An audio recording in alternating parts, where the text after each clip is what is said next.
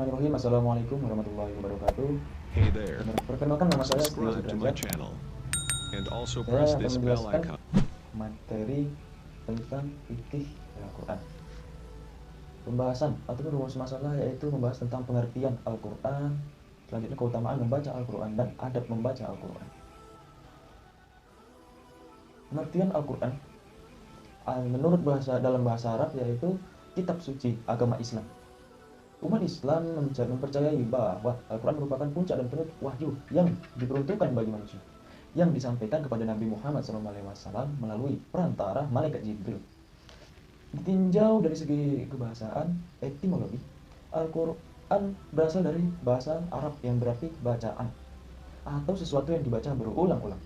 Kata Al-Quran adalah bentuk kata-kata benda, yaitu masdar dari kata kerja qoro'a yang artinya membaca. Konsep pemakaian kata ini juga dijumpai pada salah satu surat Al-Quran sendiri, yakni pada ayat 17 dan 18 surat Al-Qiyamah. Selanjutnya, keutamaan membaca Al-Quran. Al-Quran merupakan kitab suci umat Islam yang diturunkan kepada baginda Nabi Muhammad SAW. Nah, membaca Al-Quran banyak memberikan manfaat karena di dalamnya terdapat petunjuk hidup di dunia. Namun, beberapa orang suka merasa malas ketika membacanya. Masya Allah. Berikut keutamaan membaca Al-Quran. Yang pertama yaitu membaca Al-Quran akan mendapat keuntungan. Seorang muslim yang membaca Al-Quran tidak akan pernah merasa dirugikan. Artinya apa? Banyak sekali keuntungan yang akan ia dapatkan. Beberapa keuntungan itu yaitu seorang muslim yang membaca Al-Quran akan dibalas oleh Allah Subhanahu wa taala berupa satu kebaikan. Dari satu kebaikan tersebut akan dilipat dan akan menjadi 10 kebaikan. Nah, kebaikan yang didapatkan bisa menghapus kesalahan yang telah dilakukan. Semakin banyak membaca Al-Quran, maka pahala yang didapatkannya juga semakin besar. Selanjutnya, tetap dapat pahala meskipun tidak lancar dalam membacanya. Syarat membaca Al-Quran tidak harus lancar baru mendapatkan pahala. Tapi meskipun kamu masih terbata-bata dalam membacanya, tetap akan mendapatkan ganjaran dari Allah Subhanahu wa taala. Besarnya pahala membaca Al-Quran akan didapatkan adalah sebanyak 2 pahala. Selanjutnya, mendatangkan syafaat di hari kiamat. Masya Allah. Seorang muslim yang senantiasa membaca Al-Quran di rumah akan mendapatkan syafaat kelak di hari kiamat. Terutama bagi seorang muslim yang mempunyai waktu khusus dalam kegiatan sehari-hari untuk membaca Al-Quran. Di dalam sehari tidak pernah terlewatkan hidup tanpa membaca Al-Quran. Selanjutnya, membaca Al-Quran merupakan salah satu ibadah yang agung.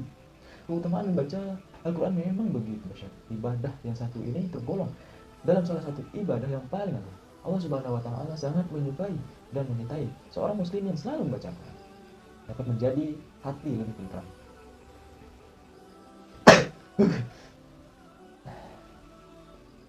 Yang selanjutnya, dapat menjadi hati lebih tenang. Al-Quran ini bisa membuat hati bagi pembacanya menjadi tenang. Masya Allah. Penting bagi setiap muslim ketika dihantui rasa cemas, rasa takut, dan sedih untuk banyak-banyak mengingat Allah Subhanahu wa taala. Salah satu di antaranya yaitu yang paling mujarab adalah membaca Al-Quran. Selanjutnya, penyakit bisa sembuh dengan membaca Al-Quran. Nah, ketika sakit sudah semestinya kita seumat muslim untuk mencari obat penawar.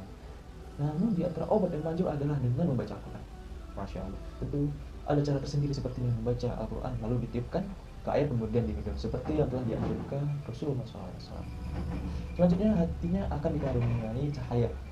Maka membaca Al-Quran di rumah akan mendatangkan cahaya bagi membacanya. Membayangkan saja mungkin sudah tidak sanggup. Keutamaan membaca Al-Quran ini memang sangat luar biasa. Masya Allah. Selanjutnya, memperoleh kemuliaan. Orang yang membaca Al-Quran akan memperoleh kemuliaan bagi seorang muslim yang menghafalnya serta membacanya, ataupun memahami isi dari kandungan Al-Quran serta mengamalkannya. Kelak dapat rahmat untuk memakaikan mahkota kepada kedua orang tuanya. Selanjutnya, memperoleh kedudukan tinggi di surga. Masya Allah. Bagi pembaca dan penghafal Al-Quran sangat tinggi sekali derajatnya di dunia ataupun di akhirat. Disarankan apabila ingin mendapatkan derajat yang tertinggi dalam bacanya harus tartil paham akan tajwidnya dan tidak terburu-buru sehingga banyak kesalahan dalam membacanya. Ini perlu digarisbawahi. Selanjutnya, beberapa adab penting yang perlu diperhatikan dalam membaca Al-Quran. Yang pertama, hendaklah yang membaca Al-Quran berniat ikhlas, mengharapkan ridho Allah, bukan berniat ingin cari dunia ataupun mencari pujian. Masya Allah. Yang kedua, disunahkan membaca Al-Quran dalam keadaan mulut yang bersih. Bau mulut tersebut bisa dibersihkan dengan siwak atau semisalnya. Ketiga, disunahkan membaca Al-Quran dalam keadaan suci. Namun, jika membacanya dalam keadaan berhadas, boleh berdasarkan kesepakatan para ulama. Selanjutnya, yang keempat, mengambil tempat yang bersih untuk membaca Al-Quran. Lanjut yang kelima, menghadap kiblat ketika membaca Al-Quran. Duduk itu dalam keadaan sakinah dan penuh ketenangan. Yang keenam, memulai membaca Al-Quran dengan membaca ta'awuz. Bacaan ta'awuz menurut ulama yaitu A'udzubillahi minasyaitonirrajim. Membaca ta'awuz ini dihukumi sunnah, bukan wajib. Lanjut yang ketujuh, membaca Bismillahirrahmanirrahim di setiap awal surat selain surat Bara'ah, surat At-Taubah. Yang ke-8, hendaknya ketika membaca Al-Quran dalam keadaan khusyuk dan berusaha untuk mentadabbur atau merenungkan setiap ayat-ayat yang dibaca. Baik, kesimpulannya adalah Al-Quran sebagai wahyu yang dimujizatkan kepada Rasulullah SAW mempunyai dua pengertian, yaitu pengertian secara etimologi atau bahasa dan pengertian menurut terminologi secara istilah. Al-Quran tidak diturunkan secara sekaligus. Al-Quran turun secara berangsur-angsur selama 22 tahun, 2 bulan, 22 hari. Para ulama membagi masa turunnya Al-Quran ini dibagi menjadi dua periode, yaitu periode Mekah dan periode Madinah. Kodifikasi atau pengumpulan Al-Quran sudah dimulai sejak zaman Rasulullah SAW.